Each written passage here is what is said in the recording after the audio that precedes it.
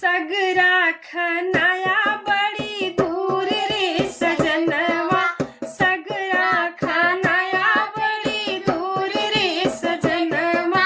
चलते चलत मोरा पौआ पिराने, चलते चलत मोरा पौआ पिराने। लग गए पैजनिया में धूल रे सजनवा, लग गए पैजनिया में धूल रे सजनवा। देत्या ना मोरे ससुरु अपनी रुमलिया, देत्या ना मोरे ससुरु अपनी रुमलिया।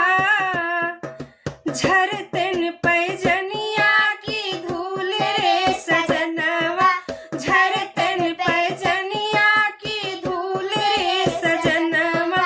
सगरा खनाया बड़ी दूर रे सजनवा, सगरा खनाया बड़ी दूर रे सजनवा।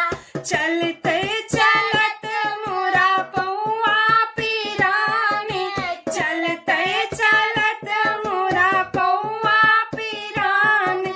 लग गए पायलिया में धूल रे सजनवा, लग गए पायलिया में धूल रे सजनवा। देत्या ना मोरे जेठवा अपनी रुमलिया, देत्या ना मोरे जेठवा अपनी रुमलिया। झरतन पायलिया की धूल रे सजनवा, झरतन पायलिया की धूल रे सजनवा। सगरा खनाया बड़ी दूर रे सजनवा। चलते चलत मोरा पौआ पिराने, चलते चलत मोरा पौआ पिराने।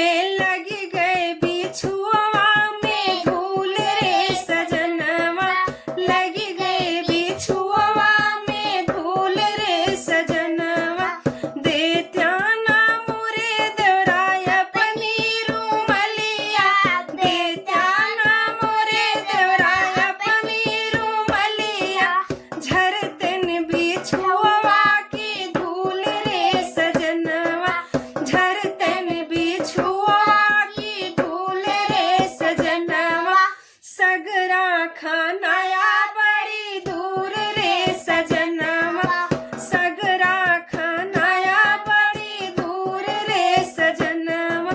चलते चलत मोरा पौआ पिराने, चलते चलत मोरा पौआ पिराने।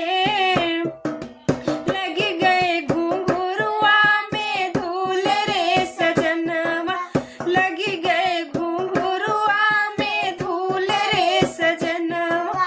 देत्या ना मोरे पियवा अपनी रुमलिया, देत्या ना मोरे पियवा अपनी रुमलिया। झरतन बिछुआ की धूल रे सजनवा, झरतन बिछुआ की धूल रे सजनवा। सगरा खनाया बड़ी दूर रे सजनवा, झरतन घुंघरुआ की धूल रे सजनवा। सगरा खनाया बड़ी दूर रे सजनवा। कैसे लगा? लाइक शेयर कमेंट और सब्सक्राइब कीजिएगा।